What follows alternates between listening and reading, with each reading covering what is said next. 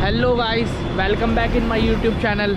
और एक बार फिर से आपका स्वागत करता हूं अपने इस यूट्यूब चैनल में। और आज मैं हूं उत्तराखंड की जो ऑल वेदर रोड है उस पे। तो मैं आज आपको लेकर चलने वाला हूं उत्तराखंड की उसी जो चार धाम ऑल वेदर रोड है उसका आपको एक छोटा सा नज़ारा दिखाने के लिए। और अभी मैं हूँ यहाँ कोड़ियाला से लगभग 16 से 17 किलोमीटर की दूरी पर हूँ। और सामने देख सकते हैं आप, अब वो वहाँ पर भी रोड का काम जो है वो स्टार्ट हो गया है। तो बहुत बड़ी रोड है ये, इसको ये कहना नामुमकिन होगा कि ये छोटी सी रोड है। तो अब चलिए सीधा चलते हैं उसी चार धाम ऑल वेदर रोड की और कुछ आपको झलक दिखाने के लिए। और ये देखिए सामने ये काम चलता हुआ देख सकते हैं आप। सामने भी रोड अब बन रही है जो कि सीधा ऋषिकेश की तरफ से आ रही है। और ये देखिए खूबसूरत सी माँ गंगे,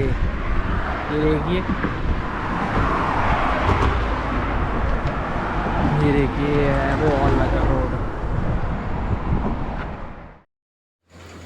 और देखिए कितनी चौड़ी सड़क है यहाँ पर। अब जाम वगैरह का कोई यहाँ पर दिक्कत नहीं आने वाली आपको।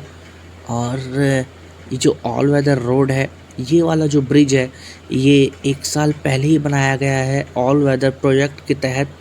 और सामने अगर आप देखेंगे तो वहाँ पर भी अब जो सड़क बनाने का काम है वो स्टार्ट हो चुका है।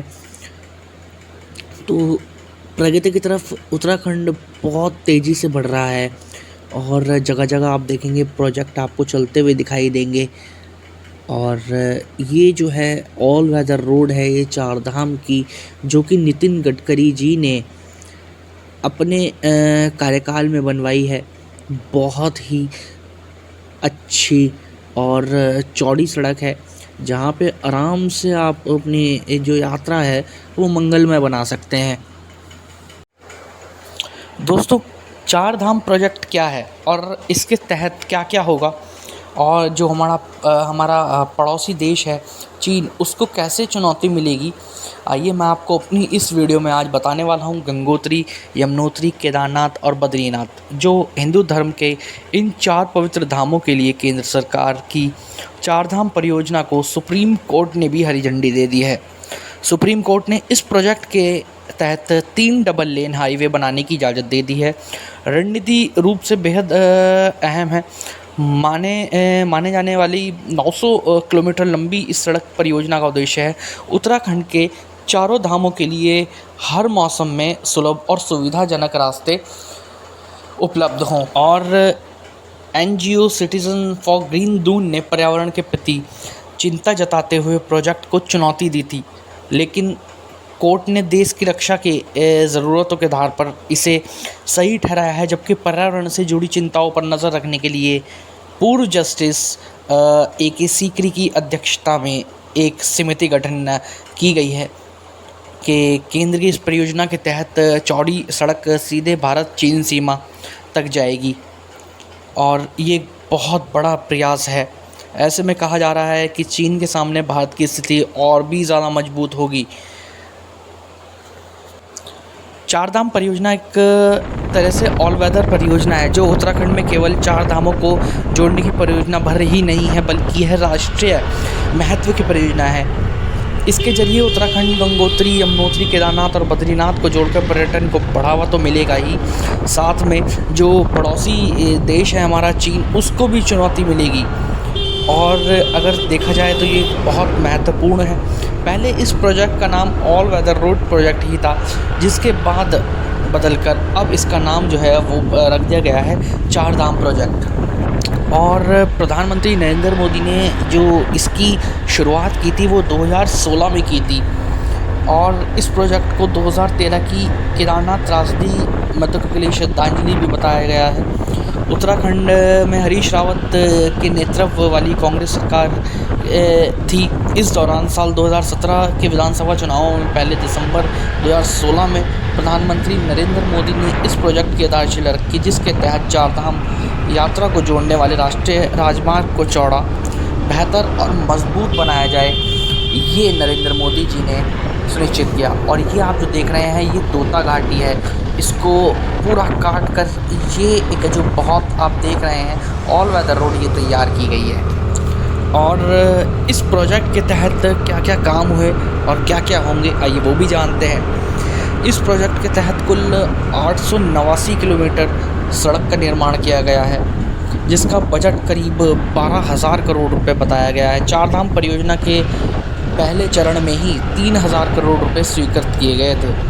केंद्रीय सड़क परिवहन मंत्रालय की इस रुपए 12,000 करोड़ की परियोजना के तहत 889 किलोमीटर लंबे हाईवे को चौड़ा कर चार धाम यमुनोत्री, गंगोत्री और केदारनाथ और बद्रीनाथ को आपस में जोड़ा जाना है। और वर्ष 2017 में इस प्रोजेक्ट के टेंडर पर काम शुरू भी हुआ। वर्ष 2018 में करीब 400 किलोमीटर सड़कों का चौड़ीकरण भी हुआ। रिपोर्ट्स के मुताबिक अगस्त 2021 तक स्थिति में 645 किलोमीटर पर काम चल गया था, जिसमें से 565 किलोमीटर क्षेत्र में चौड़ीकरण का काम भी हो चुका था। 526 किलोमीटर क्षेत्र में पेंटिंग का काम भी हो चुका था कंप्लीट। सुप्रीम कोर्ट में मामला जाने के कारण काम की रफ्तार पर ब्रेक लग गया था, पर अब ये काम जो है वो लगभग कंप्लीट ही हो चुका है।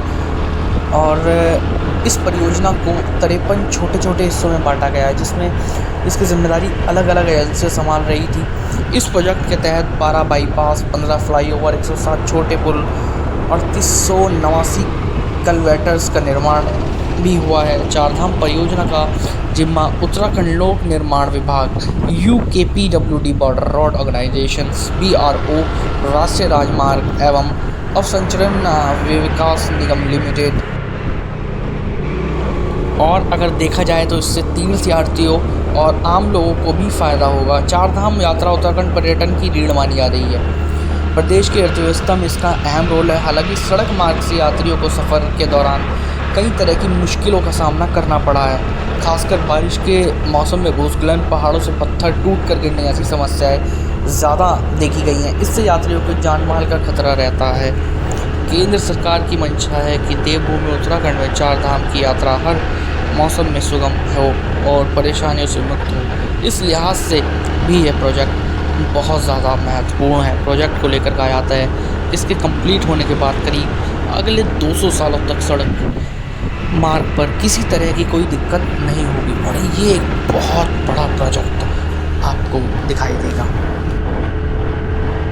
और अगर आपको भी चार धाम यात्रा पर जाना है तो इस जो साइट मैं दे रहा हूँ उस पर जाकर अपना रजिस्ट्रेशन करें और अपनी जो यात्रा है वो मंगलमय बनाएं। किसी भी परेशानी का दिक्कत आपको नहीं होने वाली। प्लीज़ रजिस्ट्रेशन ज़रूर कीजिए अगर आप उत्तराखंड चार धाम यात्रा पर आ रहे हैं तो। और अब थोड़ा सा मौसम खिल गया है, आपको मौसम की भी कोई दिक्कत नहीं होगी।